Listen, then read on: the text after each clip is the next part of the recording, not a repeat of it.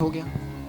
बस माफ़ी है। मारते हुए आपको तरस नहीं आया? बस बाद में आया जब मैं देखा कि मैंने ये क्या कर अल्लाह ने चाहा तो बसेंगे, वरना फिर जो उनके नसीब में है सब कुछ अल्लाह पे छोड़ दे। आप माफ़ी की उम्मीद रखते हैं? अब माफ़ी का ही काम है, और क्या बाकी रहेगा। नहीं, अगर यहाँ आपका अस्सलाम वालेकुम। वालेकुम सलाम। अच्छा बाबा जी, हमने आपकी FIR भी पढ़ी, ऐसी क्या वजूहात बनी जिसकी वजह से आपने उनको मौत की घाट उतारा? बेटा वो जो शागिर्द था गैर महरम था, उसको वो जात नहीं होनी चाहिए जो उसने दे रखी थी। कितने अरसे से काम कर रहा था? वो 7 साल से कर रहा। आपके पास काम कर रहा था या आपके बेटे? नहीं, उसके घर ही रहता था, मैं तो घर से बाहर रहता था। क्यों, आप घर से बाहर क्यों रहते थे? काम करता था ना मजदूरी का, मिस्त्री का।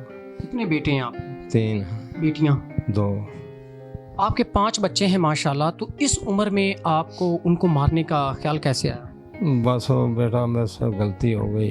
मैंने जब देखा फिर मैंने ये काम गैर महरम की वजह से मैं उसे रोका कि इसको घर में ना रखो, इसको ऊपर ना जाने दो। हमारे इस्लाम में जब ऐसे मामलात हो जाते हैं तो दरगुजर करने का फरमाया है कि जब ऐसे वाक़यात आप देखते हैं अपनी लाइफ पार्टनर से तो आप उनको 2-3 दफ़ा इग्नोर करें, अगर नहीं होती तो उससे अलहदगी इख्तियार कर लें, लेकिन ये तो इजाज़त नहीं है कि आप उन्हें मौत के घाट उतार दें। बस हो गया बेटा, बस बस क्या इस चीज़ की कोई तलाफ़ी है जो आप कहते हैं हो गया? बस माफ़ी है। मारते हुए आपको तरस नहीं आया बस बाद में आया जब मैं देखा कि मैंने ये क्या कर कि ये मेरे 5 बच्चों की माँ है?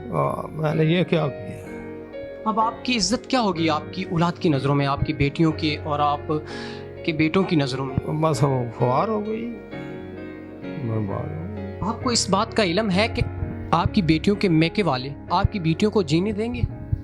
नहीं, ठीक बात तो आगे आएगी, मुझ पर ही आएगा। आपका क्या ख्याल है कि आपकी बेटियों के घर बसेंगे? अल्लाह ने चाहा तो बसेंगे, वरना फिर जो उनके नसीब में है। लेकिन आपकी इस गलती की वजह से आपकी बेटियों के घर को भी नुकसान होगा। हाँ क्यों नहीं बेटा, सब नुकसान होगा। अब आपका बेटा आपसे कोई रायत बरत रहा है कि नहीं इस हवाले से? नहीं, वो तो मुझसे मिलने भी नहीं आए, वो उन्हें आगे गुस्सा ही किया मुझसे। नहीं, एक बेटा है या बाकी जो बेटे हैं वो बेटियां भी नहीं मिलने आई?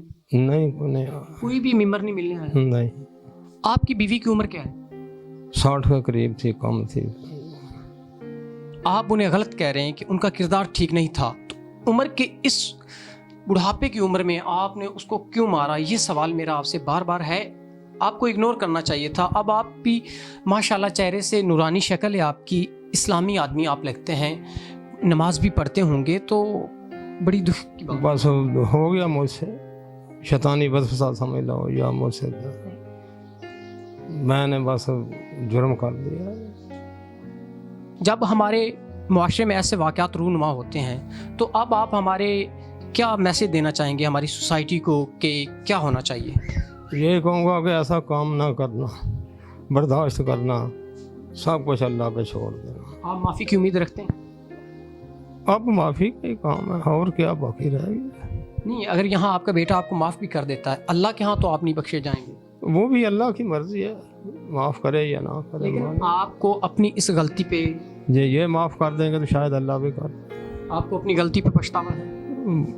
क्यों नहीं पछतावा, जब गाड़ी बर्बाद हो गई। नाजरीन, ये था वक़ुआ।